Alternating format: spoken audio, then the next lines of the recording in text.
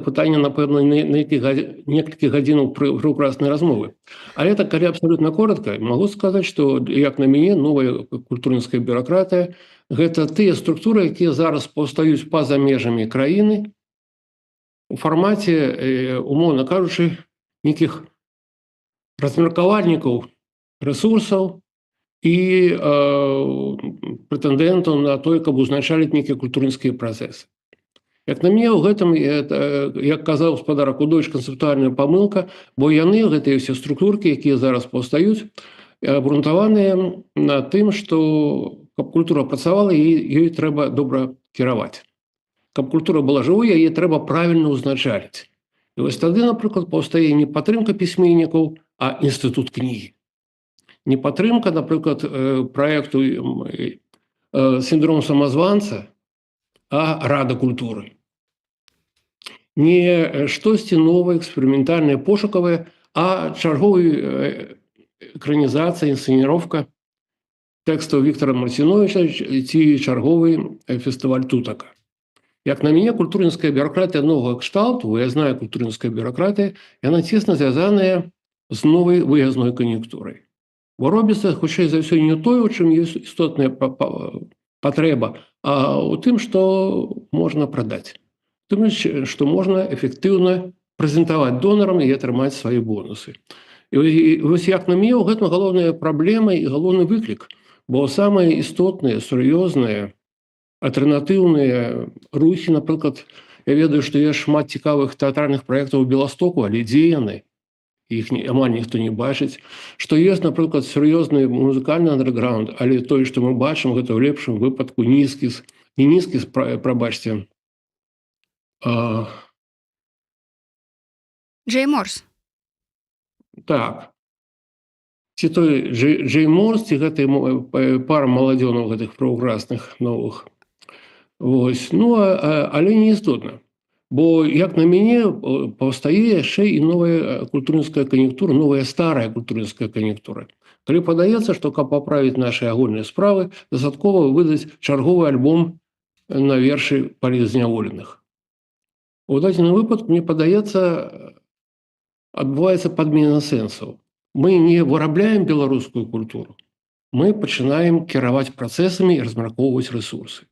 А тут паўстае безліч пытанняў, і відавочна, што шмат цікавых, але, можа, не надта гучна о сябе, як бы, прамаўляючых праектаў застаецца па-за межамі працэсу. І паўстае яшчэ і новая культурніцкая альтэрнатыва, то бок нябачныя творцы. Ты, якім не даюць грантаў, ты, якія не здольныя баляваць на чарговых фестывалях, ты, хто ніколі не трапіць на тую самую тутаку. І вось тут, як на мяне, паўстае новая схема разрываў. Бо культурніцкая альтэрнатыва, яна, як бы, паўстае у сітуацыі, калі нібыта ёй можна існаваць, але насамрэч не зусім зразумела, навошта і з кім. Вельмі падобныя ў мяне адчуванні на вашыя, Максім. Вось я хацела яшчэ запытацца, што цяпер стварае тое, што цяпер ствараецца ў Беларусі, і тое, што цяпер ствараецца у эміграцыі, наколькі яно ўсё ж беларускае. Ці стала гэта больш беларускім у параўнанні з тым жа 19-м годам, перыядам, калі быў такі, ну вось на маю думку, перыяд росквіту ўсё ж беларускай культуры. У нас столькі ўсяго было тады. Я узгадаў, каго я меў на ўвазе. Гурт Наві, натуральна. Наві, добра. А што тычыцца вашых разважанняў, ведаеце, як кажа Дзіма Войцюшкевіч, згодны і нязгодны. Бо з аднаго боку, 19-й год, ну, так, была зразумелая гульня, было ясна, што і як. У 20-м годзе мы атрымалі такі, як бы, выбух такіх арт-перформансаў, так, калі супраціў і, як бы, змаганні раптам перайшлі ў фармат вулічных нейкіх дзеянняў, гэтак далей. Але, як на мяне, гэта быў такі кароткачасовы энтузіязм, ведаеце, як гледачоў на рок-канцэрце. Адыгралі, Пугач разбіў апошнюю гітару, што ўсё, пашлі домой, супакоіліся і ўсё. Мне падаецца, што пытанне было ў тым, што у папярэднім раскладзе нашай культуры, вот вы пытаецеся про беларускасць, былі закладзены вельмі такія супярэчлівыя, вельмі дзіўныя такія моманты. Бо насамрэч аднаго адзінага праекта беларускасці ніколі не было. Я думаю, што гэта добра. Быў дзяржаўны праект, быў праект такой лайтовый, хипстерско-декоративный такие проектик, скажем так. Была такая проукрасная, олдскульная альтернатива диссидентского такого кшталту. Ну и были, як заўсёды, як бы не сістэмныя актывісты. Так? То бок беларуская заўсёды была праблемай, она заўсёды была выклікам, і она ніколі не была арыентавана выключна на нейкія моўныя практыкі, альбо на нейкі адзіны на ўсіх канон. І вось калі казаць пра беларускасць, яна перадусім для мяне з'яўляецца выклікам, з'яўляецца незавершаным праектам, з'яўляецца разнастайным, разнанакіраваным пошукам сваёй ідэнтычнасці. Тут няма простых адказаў, няма відавочных і простых рашэнняў. І калі ты купіў вышыванку, з гэтага роўным коштам нічога не вынікае. І калі ты чытаеш Бахарэвіча, не факт, што ты разумееш Бахарэвіча. І калі ты едзеш на петлю пристрасця, не факт, што ты ведаеш гэтыя вершы і разумееш, пра што спявае Шарабко. То бок у беларускай ідэнтычнасці закладзены з самога пачатку нейкі такі вельмі няпросты, невідавочны сюжэт. І тое, што адбываецца зараз, гэта павелічэнне складанасці. Хтосьці аднойчы сказаў з разумнікаў, што культура – гэта тая форма, у якой чалавецтва практыкуе складанасць.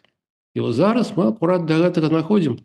І менавіта таму, калі вяртацца да пытання пра культуру бюракратыю, мяне вельмі бянтэжыць чарговае пажаданне абвесціць чарговае адраджэнне. Прычым паводле канкрэтнага плану, распрацаванага канкрэтнымі асобамі. Вось калі хтосьці спрабуе ўзначаліць маю беларускую ідэнтычнасць, я пачынаю спачатку смяяцца, а потым гнюсна лаяцца, бо так гэта не робіцца, бо культурка гэта не працэс, які хтосьці здольны ўзначаліць і накіраваць. Гэта практыкі свабоды, гэта практыкі нязгоды, гэта практыкі канфліктнасці. І калі вы хочаце рэальна дапамагчы культуры, не стварайце чарговую інстытуцыю, а проста не замінайце творцам. Мне падаецца так. Максим, яшчэ калі вярнуцца да 19-го года, вы казалі, што беларусы ў той час застылі ў рэжыме чакання, што нас вельмі не задавальняла тое, так, што мы мелі. То бок нам хацелася большага, але мы асабліва не ведалі, чаго ж мы хочам. Так? Як вы пісалі, што у нас быў Вольскі, але мы хацелі большага, і мы атрымалі там Макса Каржа, напрыклад. Так? Вось ці гэтыя новыя рэаліі змянілі наш падыход да культуры? Ці вось выйшлі мы з гэтага рэжыму чакання, ці працягваем у ім жыць? Мне падаецца, што тое, што я казаў свой час пра белкульт 19-го году, гэта была канстатацыя пэўнага стану жыцця у пэўным сэнсе у ментальнай акупацыі. То бок мы існавалі ў сітуацыі, дзе дзяржаўная палітыка не спрыяла развіццю эфектыўнай культурніцкай вытворчасці. Дзе культурніцкія дзеячы існавалі фактычна у партызанскім рэжыме ў найлепшым выпадку, у найгоршым вымушаны былі ісці на паклон дзяржаве, каб хоць штосьці зрабіць, каб атрымалася зняць, не ведаю, кінастужку ці правесці выставу. Вось гэтая залежнасць ад прэсінгу ўлады, яна і вымушала нас, бо не было моцы змяніць радыкальную сітуацыю, чакаць, хавацца і шукаць разнастайныя харэаграфіі для творчага андэрграунду. Што адбылося зараз, ведаеце, у мяне і добрая, і дрэнная навіна. Добрая ў тым, што зараз тая культура, якая сапраўды, як на мой погляд, з'яўляецца перспектыўнай, яна існуе па-за дасягальнасцю дзяржаўнага рэжыму і ў гэтым плане мае неблагія шансы на развіццё. З другога боку, паўстае, як я казаў, паўстае новая канфліктнасць, на гэты раз канфліктнасць з новай культурніцкай бюракратыяй. То бок прасцей не стала, лягчэй не стала. І не зусім зразумела, што новому культурніцкаму чынавенству рабіць з культурніцкімі творцамі і ўвогуле навошта яны адзін аднаму. І вось гэта праблема. І гэта праблема, з якой пакуль няма дакладнага разумення, што можна рабіць і ці варта штосьці рабіць. Мне падаецца, што паўстае ў нашай новай сітуацыі новая раз'яднанасць. Мінулая была гэта раз'яднанасць крэатыўнага працэсу і ідэалагічна спарахнелага інерцыйнага рэжыму, звязаны з ёй з ім мёртвай культурніцкай індустрыі. А ў нас сітуацыя зараз цалкам іншая. Гэта сітуацыя стыхійнай культурнай творчасці, з якой незразумела, што рабіць новому культурніцкаму чынавенству. І ў гэтым пытанні. У лепшым выпадку мы прыйдзем, я так думаю, да ідэі абсалютнай аўтаноміі творцаў ад чынавенства творцаў. І гэта будзе зноў чыста беларускі варыянт. Я б хацеў памыляцца. Я б хацеў, каб все было добра, каб все працавала, але бачу, што пытанняў больш, чым адказаў. І гэта, зрэшты, таксама нармальна для мабільнай нацыі і мабільнай культуры. Максим, тут есть комментар наконт ваших слов про тое, што ёсць людзі, якія займаюцца беларускім адраджэннем, пішуць, што я так разумею, што калі кажуць пра адраджэнне, то гэта пра падтрымку і грошы, а не пра ідэалагічны загад, што рабіць творцу. Гэта памылковая пазіцыя. Я бы раіў паглядзець на тыя дакументы, якія рабіліся нашымі альтэрнатыўнымі палітычнымі структурамі. Яны абсалютна ў адкрытым доступе, кажуць, можна паглядзець, пачытаць, што і як. Там канкрэтна ідзе размова пра арганізацыю культурніцкіх працэсаў. Там канкрэтна ідзе размова пра стварэнне культурніцкага канону. Там канкрэтна ідзе размова пры тым, што спачатку дэкларуецца роўнасць усіх моў, пра пераважную беларусізацыю. І гэта таксама як бы пытаннічкі, гэта таксама тое, з чым варта сур'ёзна разбірацца. І ведаеце, у мяне адзіная надзея, што ўсе нашыя планы, як збольшага ўсе планы заўсёды і паўсюль, 100% ніколі не будуць рэалізаваны. Таму я ў гэтым плане асцярожны аптыміст. Бо культурка жыве не паводле інструкцыі, культурка жыве не паводле маніфесту, яна проста жыве альбо не жыве. І калі жыве, з гэтым нічога не зробіш, а калі не жыве, таксама нічога не зробіш. Максим, вы мяркуеце, што драматычная страта нашай прапіскі – гэта плюс для творцаў, так? Але на іх месцы, там у Беларусі, на месцы гэтага вымытага пласта нарастае новы пласт з новымі творцамі. Напрыклад, калі браць тую ж беларускую музыку, вось на Новы год раптам была такая перадача пра андэграунд мінскі. Ну, і ён выглядае вельмі міла, і гэта тыя творцы, якіх не было яшчэ там у 20-21 годзе, а цяпер яны, ну, вось развіваюцца і даволі так някепска. Але былі б гэтыя гурты, напрыклад, заўважнымі, калі б ўсё засталося так, як было. Так, калі б мы працягвалі хадзіць у корпус на Беньку і на Д3. Ну, па-першае, нічога не маю супраць Бенькі, нават наадварот. Не, ну гэта, канешне. Вось, а па-другое, я думаю, што вось гэтай ломка, скажем так, матрыцы, якую мы ўсе перажылі ў 20-м і ўздагон, яна зрабіла вельмі істотную справу. Справу, якую, магчыма, я скажу цынічна, варта было б зрабіць крыху раней. Яна абнуліла генералаў, культурніцкіх генералаў папярэдняга рок-н-ролу папярэдняй генерацыі. Гэта вельмі крыўдна для генералаў, магчыма, гэта крыўдна, магчыма, для іх інерцыйнай аўдыторыі, але пачаўся адлік новага часу. І, адпаведна, адлік новых культурніцкіх герояў. Таму я думаю, што натуральна, і гэта тое, пра што я казаў, узначаліць культуру немагчыма, але і забараніць яе таксама немагчыма. Спрабуйце забараніць спяваць. Спрабуйце забараніць кахаць. Спрабуйце забараніць дышаць у рэшце рэшт. Нічога не адбудзецца, бо культурка існуе проста таму, што людзям хочацца спяваць, кахаць і дышаць.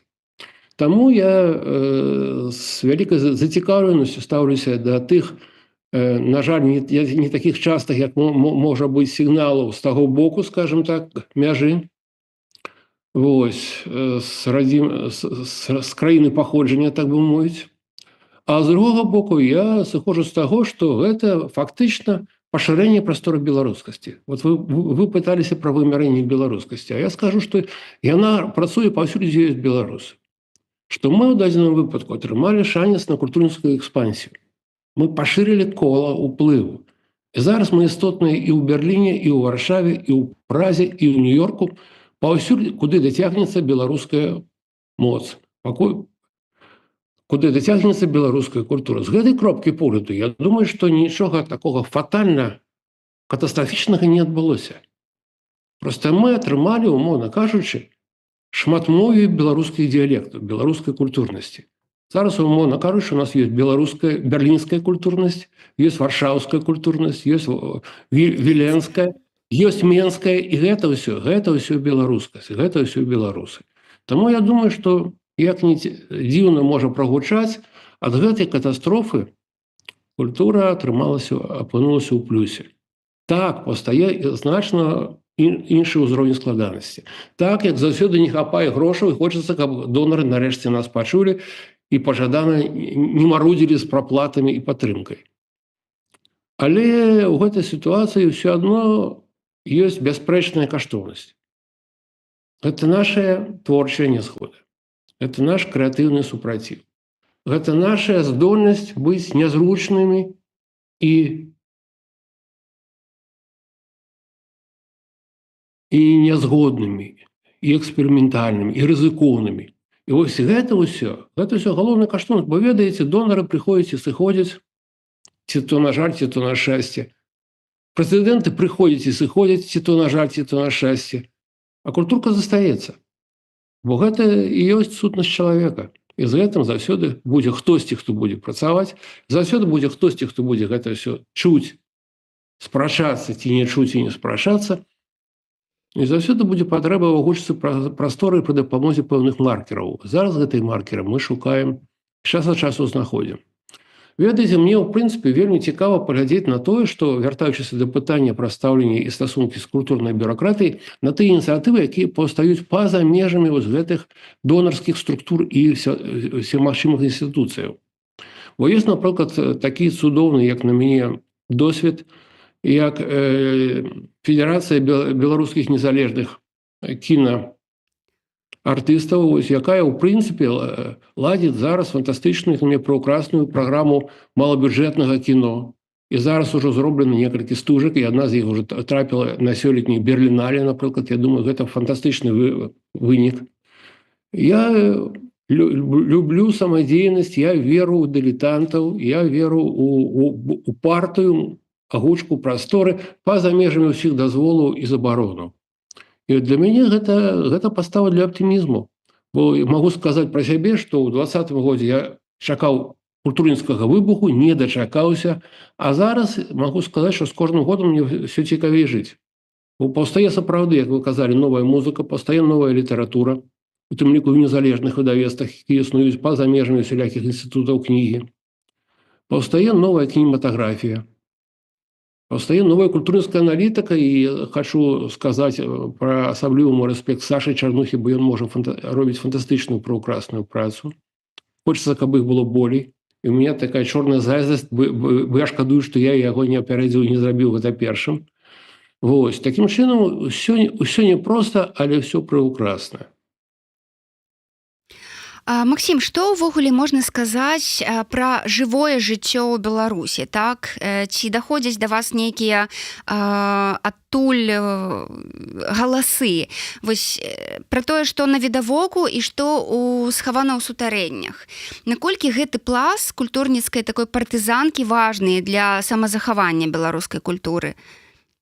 Я бы сказаў, што гэта падмурак, у прынцыпе, існавання культуры. Бо якая заўгодна культура, дарэчы, не толькі беларуская, яна заўсёды спачатку, кожная культурніцкая інавацыя пачынаецца як нейкі нізавы такі варушняк. Калі хтосьці проста ў нейкім гаражы включае гітарку на поўнай эмоцыі, пачынае граць штосьці неўцямнае, так? А потым высвятляецца, што гэта Леон Артурович Вольскі. Вось. Тое самае з іншымі нейкімі рэчамі. Заўсёды ўсё пачынаецца з альтэрнатывы, заўсёды ўсё пачынаецца з несістэмных спробаў агучкі прасторы. І вось гэта несістэмная агучка прасторы, яна нікуды не падзелася, і ў нашай сітуацыі наяўнай Беларусі. І ў мяне ёсць сябры, якія засталіся ў краіне, дай Бог ім здароўя і плёну. Я ведаю, што і як робіцца там.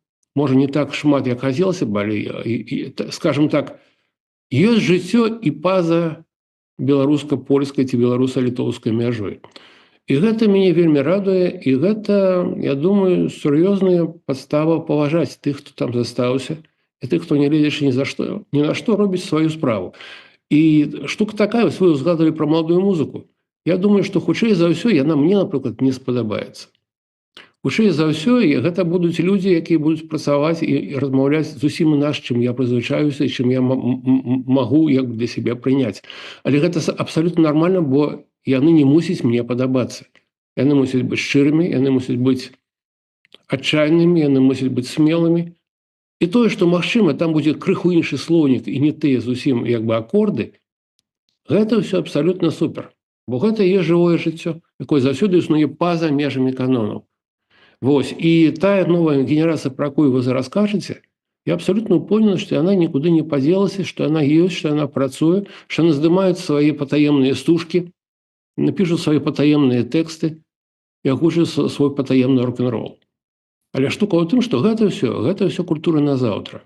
Гэта культура на заўтра, якая выконвае, магчыма, неверагодна істотную функцыю. Яна не проста захоўвае творцаў, яна захоўвае любоў да культуры. Яна захоўвае вось ту самую беларускую ідэнтычнасць, якая насуперак усяму, як гэта было заўсёды ў гісторыі, нікуды не падзелася, нікуды не падзенецца. Яна заўсёды дасць сабе рады. І што з таго, што гэта будуць не тыя акорды, не той слоўнік. Спадар Максім, а наколькі важная для культуры будучай Беларусі, так? Піянерка, якую цяпер выконваюць музыкі, акцёры, кінарэжысёры, творцы ў эміграцыі?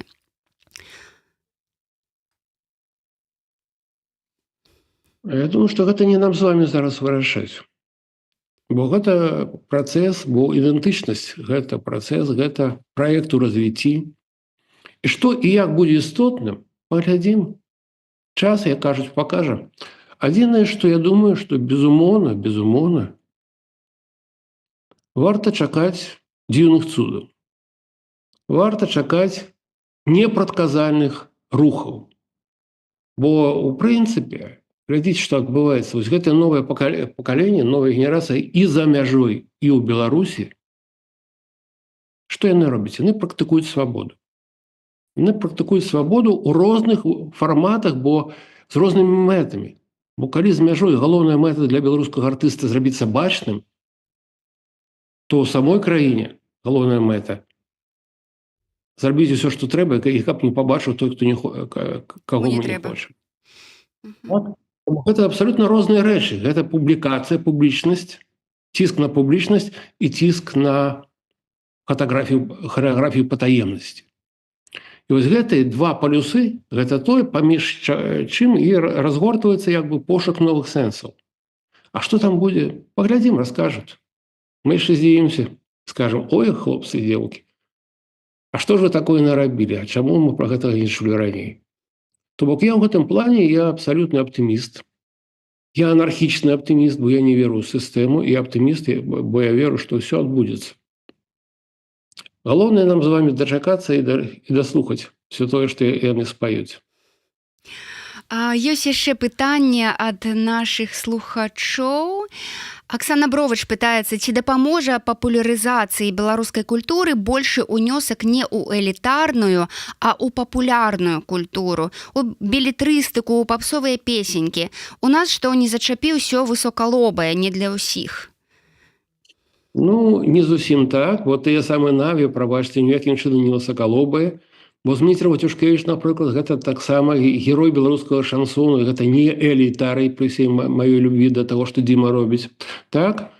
Цяжка назваць элітарый, напрыклад, таго ж Лявона Вольскага, якога, дарэчы, вось зараз пра гэта не шмат хто памятае, былі часам абсалютна хуліганскія праекты кшталту куплеты і прыпевы. Так? Вось. Я бы не пагадзіўся. Іншая справа, што ў нас, як на мяне, існуе такая вось пэўнае інерцыйнае бачанне творцы, мастака, чалавека культуры, як некага прарока, які мусіць штосьці вельмі так сур'ёзна, сувора агучваць. Вось шмат сярод якіх сёлетніх такіх паважаных літаратараў беларускіх я бачу вось гэты патас, вось такую напружанасць, такую вось я зараз скажу, я зараз усё скажу, вы напэўна не зразумееце, но я ўсё адно буду казаць, і ў кожнай новай кніжкі буду казаць, як мяне не разумеюць, а я ўсё адно буду прамаўляць. Я думаю, што маюць рацыю тыя, хто разумее тое, што я зразумеў таксама даволі даўно. што жывая культура гэта і ёсць шматслойная вежа сэнсу. І ў ёй аднолькава істотны і радыкальны андэрграунд, і закручаная такая завёрнутая эксперыментальная элітарнасць, і натуральна масавыя жанры, бо слухайце, большасць слухае попс, бо большасць чытае жанравыя рэчы. І тое, што яны зараз з'яўляюцца, тое, што паўстала, напрыклад, гэтая цудоўная аўтарка, якая піша на трасянцы, Каміла Цемра, калі не памыляюся, ось, Не-не, відаць, на трасянцы. Ага, так. ці апошні, напрыклад, я паглядзеў, што выдае, напрыклад, спадар Янушкевіч. Ён выдае вельмі слушныя рэчы, выдае народныя жанры, трылер, жахаўка, фэнтэзі, так? Гэта вельмі істотна, бо ідэнтычнасць яна складаецца не толькі з разумнікаў і попсавікоў. У ёй ёсць яшчэ вельмі моцная такая сярэдняя, мовна кажучы, плыня, так? Кшталту таго ж Сцівена Кінга, напрыклад, калі з аднаго боку гэта якасная літаратура, з другога боку гэта вельмі разумныя і няпростыя рэчы, а з трэцяга гэта тое, ад чаго можна папросту кайфаваць ад самога працэса чытанкі. І вось гэта вельмі моцная рэч, бо культурка жывая, калі яе можна любіць, калі ад яе можна як бы ташыцца, як кажуць, так? Калі ад яе можна кайфаваць, калі яна дае штосьці не толькі розум, але і пачуццем, бо калі розум стаміўся, пачуцці нас заўсёды ратуюць. Максім, вы кажаце, што гісторыя беларускага кіно гэта не пра Оскар, а пра незалежнасць. Я так разумею, што тое самае можна сказаць і пра астатнія жанры, і пра музыку беларускую, і пра беларускае мастацтва, пра беларускі тэатр. Так, абсолютно слушна, і больш за тое, я бы хацеў сказаць, што мне падаецца, што вось гэтая свабода, пра якую я яшчэ скажу, яна паўстае, калі мы адмаўляемся ад відавочных шаблонаў. Калі мы спрабуем пераадолець нашу уласную інерцыю, нашу уласную апантанасць пэўнымі спарахнелымі тэзісамі, за якімі ўжо няма даўно жыцця. І калі мы кажам з вами пра беларускасць, трэба разабрацца, мне падаецца, з тым, што яна заўсёды ёсць складанасцю.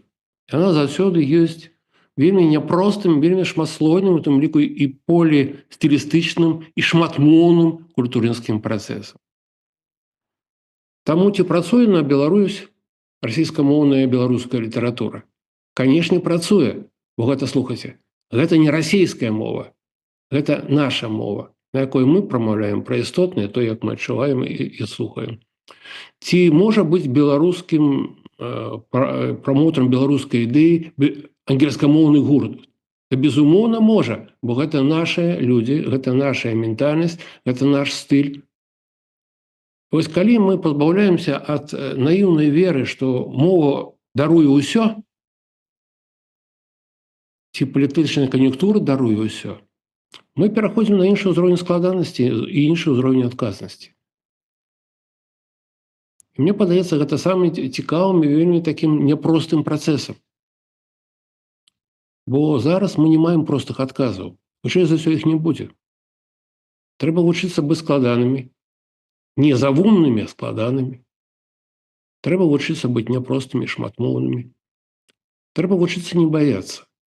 Не баяцца перадусім саміх сябе. Бо ёсць таксама такая мігрантская такая хвароба, гэта такая дэманстратыўная ахвярнасць. Вось мы такія няшчасненькія, вось мы тут вылецелі там за межы роднага краю, ніколі не вернемся назад, а можа і вернемся дык на каленях, як там быць, ай-яй, ой-ой. Вось калі паўстае такая культура крыўды, як на мяне, гэта абсалютна тупіковы шлях. Бо ў ім няма будучыні, ёсць толькі страшнае мінулае. А мы зараз, насамрэч, будуем тую самую будучыню. Як хто можа, у розныя бакі, у розных вектарах, на розных мовах, у розных стылях. І вось гэтая шматмоўе і шматвектарнасць, гэта і ёсць рэальная перспектыва беларускай культуры, як на мяне. Не калі ўсе, ведаеце, стануць радком пад чарговы культурніцкі канон і будуць лёгка там агучваць прастору з любой старонкі сабак Еўропы. А калі культура дазволіць самой сабе быць адкрытай, быць супярэчлівай, быць няпростай, быць жывой проста. Потому что как толькі пачынаюцца хірургічныя праўкі культуры, тады культура сканчаецца, пачынаецца камандна-адміністратыўны працэс. Вось гэта тая будучыня, якой я не хачу, якой чакаць ніяк не выпадае. Каб гэтага не адбылося, трэба жыць і рабіць нашу культуру. Максім, вось гэты неверагодны поспех гурта «Молчат дома». Гэта таксама гісторыя пра смеласць беларусаў? Безумоўна, безумоўна, безумоўна. Мне падаецца, што адна з галоўных праблем, якую мы дагэтуль для сябе не перажылі, не перайшлі, гэта такая, правінцыйная культурніцкая інерцыйнасць. Калі мы існавалі на узбочшы Савецкай імперыі, а потым на узбочшы Еўропы, і якія заўгодна ініцыятывы, якія заўгодна модныя тренды і актуальныя нейкія рэчы даходзілі з відавочным спазненнем да нас. І все ўжо адцягнуліся і перажылі, а мы толькі пачынаем гэта ўсё засвойваць.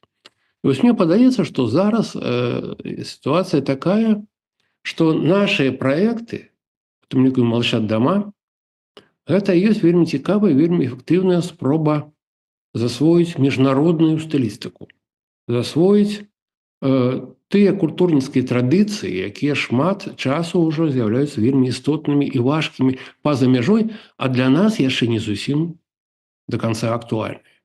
Вось гэта творчасць уздагон, як бы, так бы мовіць. Гэта абсалютна не крыўдна, тое, што мы даганяем. Галоўнае, што мы дагналіся. І наша аўдыторыя, і аўдыторыя ва ўсім свеце даганяецца разам з «Молчат дома». І такім чынам ўсё робіцца правільна. Галоўнае не тое, каб быць першымі, галоўнае, каб звенела. Тады ўсё правільна. Ну, дарэчы, вось у нас да 20-го года дакладна была такая фішачка азірацца на суседзяў. І гэта вельмі моцна было заўважна ў прынцыпе і ў медыях, і ў культуры, і гэтак далей. Ці пазбавіліся мы, з'ехаўшы да тых самых суседзяў жыць вось гэтага моманту? Ці перасталі мы азірацца? Няма куды, у прынцыпе ж ужо. Ці тут азірацца? Я думаю, што гэта зусім іншая гісторыя. Калі казаць пра тое, што адбываецца ў мігранцкай, так бы мовіць, беларускай культурніцкай прасторы, гэта зусім іншая гісторыя. Бо калі за саветамі ці яшчэ да 19 года мы існавалі ў сітуацыі, калі вялікі брат існаваў побач, і маскоўская культурнасць, яна дыктавала ўсё, пачынаючы ад літаратурных стыляў і да мастацкіх нейкіх выбраў і музычных нейкіх рашэнняў папсовых, так, папулярных. Зараз сітуацыя іншая, бо ў нас зусім іншая мэта. У нас, умоўна кажучы, вялікі брат ён знік. Мы ўсе апынуліся ў стане не малодшых братоў, а эмігранцкага рэсурсу. Мы ўсе, ў прынцыпе, чужынцы у чужой краіне. І пытанне ў тым, не ў тым, каб зрабіцца тут чарговымі суперзоркамі. Пытанне першаснага паразумення і адаптацыі да іншага культурніцкага парадку. І ў гэтым плане зусім іншая сітуацыя. Іншая сітуацыя, бо няма таго ціску, які быў за саветамі. Бо мы для гэтай культуры яшчэ не свае. Бо мы не нарадзіліся ў ёй. Бо мы яе яшчэ не выкарыстоўваем як паўнавартасны творчы рэсурс, але трэба разумець, што калі мы застаемся у гэтым раскладзе, хутчэй за ўсё так яно і будзе, у бліжэйшы час прынамсі, давядзецца размаўляць з тутэйшымі, з новымі тутэйшымі, давядзецца размаўляць, давядзецца будаваць стасункі. Абавязкова трэба рабіць калабарацыі, трэба вывучыць мову, так? Трэба ўпісвацца ў еўрапейскі кантэкст. Ці застанемся мы тут беларусамі ў гэтым новым кантэксце, для мяне гэта не пытанне, бо беларускасць гэта не штампік у пашпарце, гэта не хатняя прапіска, гэта стан свядомасці, гэта эстэтыка, гэта ментальны выбар. Гэта культурніцкі досвед. І вось з гэтымі ўсімі рэсурсамі мы можам працаваць дзе заўгодна і на якой заўгодна мове. Калі Аргерт Бахарэвіч прамаўляе па-нямецку, ён робіцца нямецкім пісьменнікам? Да ніколі. Калі Саша Філіпенка піша свае эсеі, ён застаецца беларускім аўтарам, незалежна ад таго, якую мову выкарыстоўвае. І вось акурат вось гэта, здольнасць атрымаць у сваё карыстанне той рэсурс, тыя сродкі, якія раней для нас былі з розных нагодаў недасягальнымі, гэта вельмі моцны выклік, на які трэба адказваць. Альбо мы так і не атрымаем шансу давесці, што мы чагосьці вартыя. Таму гэта чэлендж, таму гэта выклік, таму з гэтым абавязкова трэба рабіць штосьці, і мы гэта робім. Кожны ў межах сваёй магчымасці. Вы на сваём месцы, я на сваём. Все астатнія нашыя творцы у межах сваіх пошукаў магчымасцяў і накірункаў руху. То бок, у прынцыпе, ўсё выглядае больш-менш. Ну, Ну, больш-менш гэта ўсё вельмі дзіўнае такое, я б сказаў, меркаванне. Я бы сказаў, што зручна не было ніколі. Лёгка не было ніколі. Заўсёды культурка гэта праблемна, заўсёды культурка гэта балюча, заўсёды культурка гэта незручна, і тое, што нам пашчасціла жыць тут і зараз, гэта проста, як сказаць, чарговы эпізод нашага глобальнага серыялу.